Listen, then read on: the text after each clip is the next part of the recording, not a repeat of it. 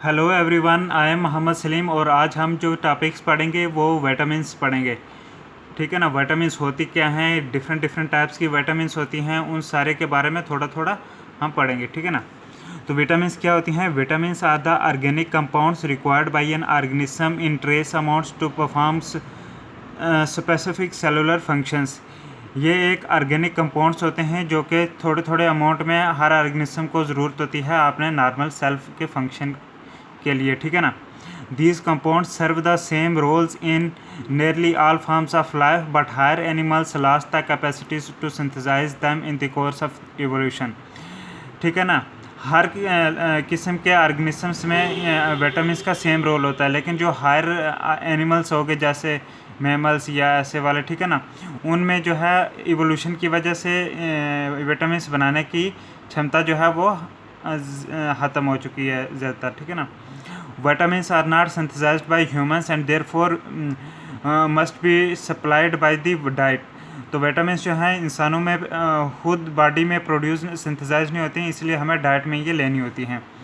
अच्छा, vitamins are classified according to their solubility and their function in metabolism. इनकी solubility के base पे कौन सी सॉल्युबल है वाटर में, कौन सी नहीं है। ठीक है ना। और उनका फंक्शन क्या है मेटाबॉलिज्म में, इन दो प्रॉपर्टीज़ की वजह से इनकी क्लासिफिकेशंस करते हैं। ठीक है ना। The requirement for any given vitamin depends on the organism. ठीक है ना। किसी भी विटामिन की ज़रूरत जो है ऑर्गेनिज्म की ज़रूरत के ऊपर जो है वो डिपेंड करती है। Not all vitamins are required by all organisms. हर विटामिन्स हर ऑर्गेनिज्म को ज़रूरत नहीं होती है। विटामिन्स में भी वाटर सॉल्युबल और फैट सॉल्युबल, या तो वाटर सॉल्युबल होती हैं या फैट सॉल्युबल। ठीक है ना। 9 ऐसी विटामिन्स हैं जैसे thiamine, riboflavin, niacin, biotin, pantothenic acid, folic acid, cobalamin, pyridoxine and ascorbic acid are classified as water soluble. ठीक है ना। ये जो विटामिन्स हैं, ठीक है ना, ये इनके फुल नेम है, इनके शॉर्ट फॉर्म में होते हैं, जैसे विटामिन B1, B2, B5 हैं, फोलिक एसिड, फिर ये ऐसे एस्कॉर्बिक एसिड, विटामिन C हैं, तो इनके फुल नेम है ये। तो ये जो नाम मैंने बोले ये हैं वाटर सॉल्युबल, वाटर में सॉल्युबल हैं। लेकिन कुछ 4 विटामिन ऐसी हैं जैसे vitamin A, vitamin D, vitamin E, vitamin K। ठीक है ना। ए विटामिन जैसे रेटिनोइक एसिड हो गए हैं ऐसे। तो A, D, E, K ये ऐसी विटामिन हैं जो कि फैट सॉल्युबल हैं। ठीक है ना। Except for vitamin C the water soluble vitamins are all precursors of coenzymes. ठीक है ना। सिर्फ विटामिन C को छोड़ के, क्योंकि ये भी वाटर सॉल्युबल है, और जितनी भी वाटर सॉल्युबल विटामिन हैं वो सारी जो हैं उनसे कोएंजाइम्स बनते हैं। They are the precursor of coenzymes. ठीक है ना। तो अभी हम देखें वाटर सॉल्युबल विटामिन, उसमें पहले आती है थायमिन, जिसको विटामिन B1 भी बोलते हैं, थायमिन। ठीक है ना। अच्छा, तो इसका देखते हैं क्या, हाँ पढ़ते हैं इसके बारे में। Thiamine pyrophosphate TPP is the biologically active form of the vitamin formed by the transfer of pyrophosphate group from ATP to thiamine. ठीक है ना। और ये जो थायमिन है विटामिन B1, इसकी एक्टिव फॉर्म जो है वो है थायमिन पायरोफॉस्फेट। पायरो वैसे दो के लिए लगता है, 2 फास्फेट जब होते हैं। ठीक है ना। Pyrophosphate TPP। ठीक है ना। तो B1 की विटामिन B1 की एक्टिव फॉर्म है TPP। ठीक है ना। और ये बनती कैसे है, जब पायरोफॉस्फेट ट्रांसफ़र होता है ATP से थायमिन में। ATP में 3 फास्फेट होते हैं, जब पायरोफॉस्फेट मतलब 2 फास्फेट जब ट्रांसफ़र हो जाते हैं थायमिन में, तब ये बन जाती है। ठीक है ना। अच्छा, thiamine is composed of a substitutive thiazole ring joined by a substitutive pyrimidine by a methylene bridge. ठीक है ना। तो ये किसकी बनी होती है? थायाजोल रिंग होती है। ठीक है ना। Thiazole ring joint to a substituted pyrimidine. ठीक है ना। ये पायरिमिडीन से जुड़ी होती है बाय मिथाइलिन ब्रिज। जैसे आप ये भी देख सकते हो थायमिन। ठीक है ना। ये इसमें थायाजोलियम आ गया, जैसे वो ये मैंने बोला थायाजोल रिंग। ठीक है ना। ये इसमें एक मिथाइल ग्रुप है, ये ऑक्सीजन OH ग्रुप लगा हुआ है, ये सल्फ़र भी है इसमें। ठीक है ना। ये नाइट्रोजन। तो किससे जुड़ी है ये? अमाइनो पायरिमिडीन, मैंने बोला था ना सब्स्टिट्यूटिव पायरिमिडीन, वो यही है। ठीक है ना। अमाइनो पायरिमिडीन इससे जुड़ी है किसके थ्रू? मिथाइलिन ब्रिज के थ्रू। ठीक है ना। अच्छा, जैसे ये थायमीन है, ठीक है ना, इसमें जब टीपीपी सिंथेटेज एंजाइम आएगा जिससे जो है पायरोफॉस्फेट आएगा और एक मोनोफॉस्फेट एएमपी बन के निकल जाएगा, तो फिर इसमें क्या होगा, फिर ये बनेगा active form TPP thiamine pyrophosphate, ठीक है ना। ये सिंपल वही स्ट्रक्चर है, सिर्फ 2 फास्फेट पायरोफॉस्फेट इसमें ऐड हुआ, ठीक है ना। बाकी आप देख सकते हो से यही है ये रिंग सेम वाली, ये NH2 ग्रुप लगा है, वो भी इधर लगा है, ये CH3 मिथाइल ग्रुप था, वो सेम वही इधर भी लगा हुआ है, ठीक है ना। तो सल्फ़र है, ये सल्फ़र इधर है, ठीक है ना। बस यही है कि ये 2 फास्फेट आ गए, ठीक है ना। ये वाले, ये 2 फास्फेट जो हैं, ये उसमें ये 2 फास्फेट्स रिंग नहीं है ये वाले, और इसमें जो है ये आ गए, ठीक है ना। इसलिए ये बन गया टीपीपी, ठीक है, एक्टिव फॉर्म है ये थायमीन और टीपीपी का स्ट्रक्चर था, ठीक है ना।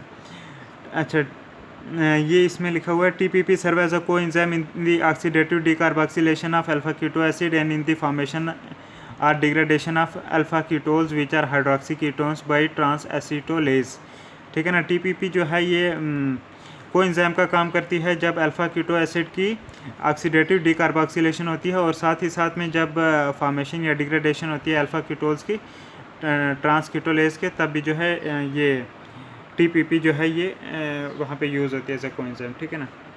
तो ये कुछ रिएक्शन दी हुई हैं कि पायरुवेट जो कि अल्फ़ा कीटो एसिड है, ये एसिटाल्डिहाइड और कार्बन डाइऑक्साइड में जब चला जाता है, ठीक है ना, पायरुवेट टी कार्बोक्सिलेज में है, तो मतलब कि ऐसी रिएक्शन में ये यूज़ होता है एज अ कोएंजाइम।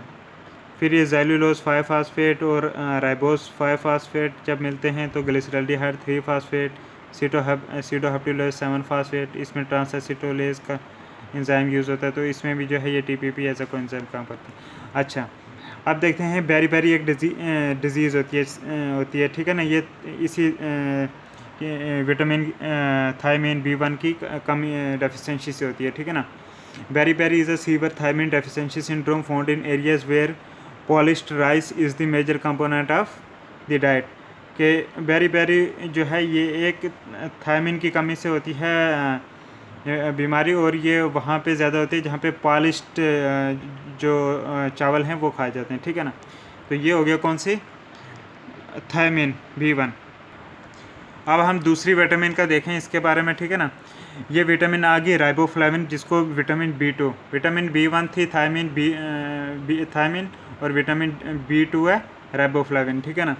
तो riboflavin is a constituent of flavin mononucleotide FMN and flavin adenine dinucleotide FAD, ठीक है ना। ये 2 कंपाउंड होते हैं, FMN मीन्स फ्लाविन मोनोन्यूक्लियोटाइड और FAD adenine dinucleotide, flavin adenine dinucleotide, इनका एक कंपोनेंट होता है राइबोफ्लाविन, ठीक है ना। अच्छा, FMN is synthesized after the addition of phosphate in a riboflavin, ठीक है ना। FMN जो होती है ये मोनोफॉस्फेट वाला फ्लाविन, ये कैसे बनता है, जब फॉस्फेट ऐड होता है किसमें, राइबोफ्लाविन में। राइबोफ्लाविन यही विटामिन, इसमें जब फॉस्फेट ऐड होता है तो बन जाता है FMN, ठीक है ना। अच्छा, एंड FAD जो फ्लाविन एडेनिन डाइन्यूक्लियोटाइड था, ठीक है ना, वो कैसे बनता है, is found by the transfer of an AMP means adenosine monophosphate, इस हाँ by the transfer of AMP moiety from ATP to FMN, ठीक है ना। जब एक ATP जो होता है उससे एक ATP में 3 फास्फेट होते हैं, जब एक फास्फेट माइटी जो है वो इससे ATP से निकल के FMN में जाएगी, ठीक है ना, तो तब जो है वो बनेगा FADD, ठीक है। तो मतलब कि FMN बना डायरेक्ट किससे, राइबोफ्लाविन से, फिर FMN से बना FAD, ठीक है ना। अच्छा, FMN and FAD are capable of reversibly accepting 2 hydrogen atoms forming FMNH2 और FADH2। FMN और FAD जो हैं दोनों जो हैं रिवर्सिबली, मतलब कि उलट भी हो सकता है, ठीक है ना, बैक रिएक्शन भी हो सकती है। तो ये क्या करते हैं, रिवर्सिबली जो हैं 2 हाइड्रोजन एटम्स को एक्सेप्ट करते हैं FMN और FAD, और जब FMN 2 हाइड्रोजन को लेगा ये बन जाएगा FMNH2, ये रिडक्शन होती है जब हाइड्रोजन ऐड होता है, ठीक है ना। तो FAD क्या बन जाएगा, वो बन जाएगा FADH2, ठीक है ना। अच्छा, the oxidized form of the iso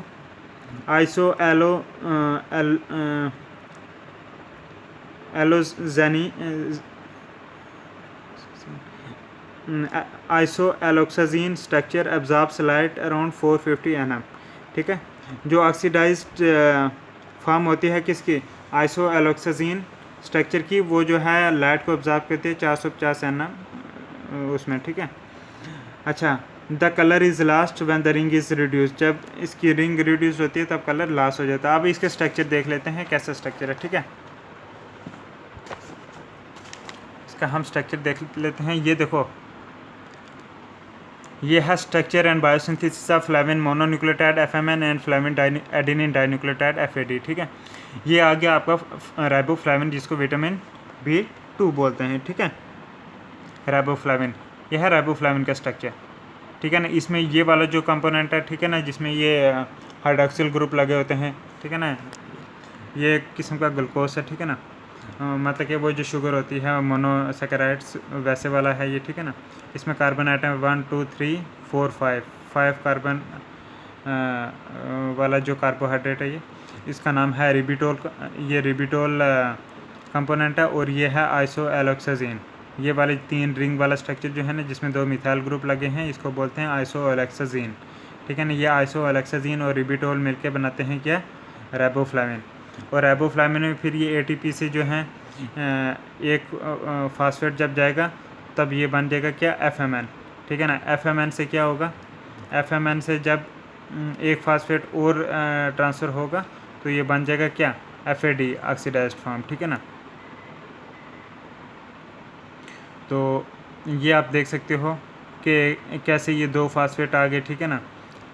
एक फास्फेट इस स्टेप में हुआ जब FMN बना, फिर FMN में जब एक और फास्फेट ऐड हुआ, 2 फास्फेट, तो तब ये FAD बन गई। ये देखो, ये 2 फास्फेट यहाँ पे शो करे हुए हैं, एडेनिन डाइफास्फेट, ठीक है ना, ये ऑक्सीडाइज्ड फॉर्म होती है। तो ये हो गया था विटामिन B2। तो अब जो है हम पढ़ेंगे कौन सा, अब पढ़ेंगे हम ये वाला नियासिन, जिसको विटामिन B3 भी बोलते हैं, नियासिन, ठीक है ना, विटामिन B3। तो इसके बारे में पढ़ते हैं। Niacin also called nicotinic acid is a substituted pyridine derivative, ठीक है। ये एक पायरिडीन का डेरिवेटिव है। ये कौन सा, ये नियासिन या निकोटिनिक एसिड है, जिसको विटामिन B3 बोलते हैं, ठीक है, पायरिडीन इससे बनता है। The biologically active coenzyme forms are nicotinamide adenine dinucleotide, NAD, nicotinamide adenine dinucleotide, ठीक है ना। ये क्या है, बायोलॉजिकली एक्टिव फॉर्म है किसकी, विटामिन 3 की या नियासिन की। इसको शॉर्ट में NAD भी बोलते हैं, ठीक है, निकोटिनामाइड एडेनिन डाइन्यूक्लियोटाइड, ठीक है। जैसे हमने TPP पढ़ा था ना, B1 की एक्टिव फॉर्म, इस तरह विटामिन B3 की एक्टिव फॉर्म है NAD एंड इट्स फास्फोरिलेटेड डेरिवेटिव, ठीक है ना, nicotinamide adenine dinucleotide phosphate, NADP।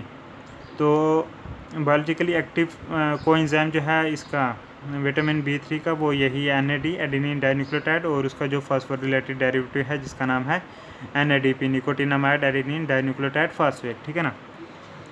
और निकोटिनामाइड जो है, it is a derivative of nicotinic acid that contains an amide instead of carboxyl group. Nicotinamide एक निकोटिनिक का ही बना हुआ, उसी से बना है ये, और इसमें अमाइड ग्रुप होता है कार्बोक्सिल ग्रुप की जगह, बस यही डिफरेंस है।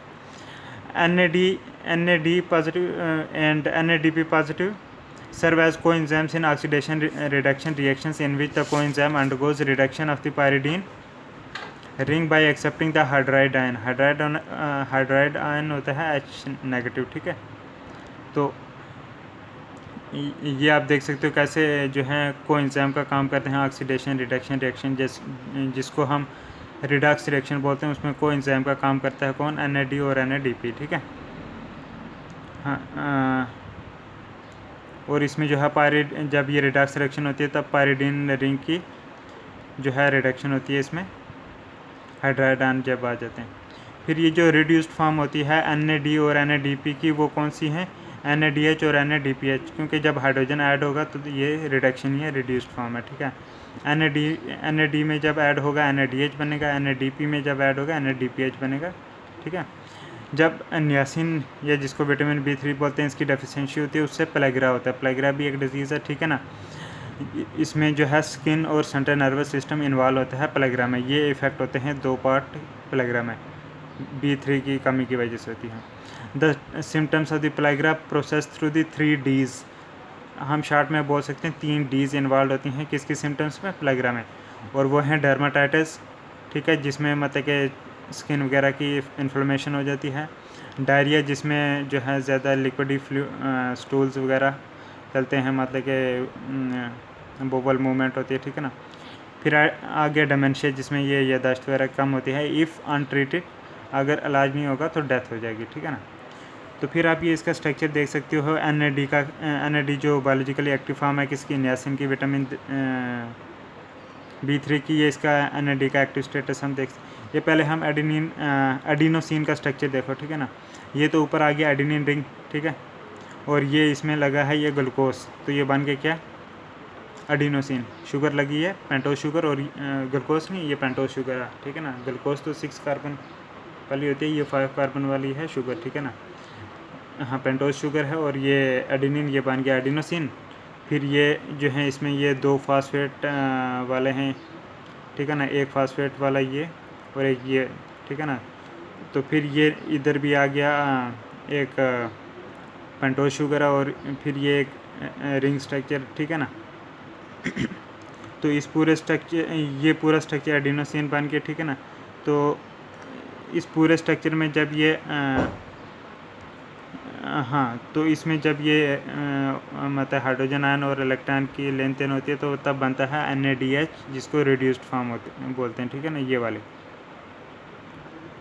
तो यही है NADH।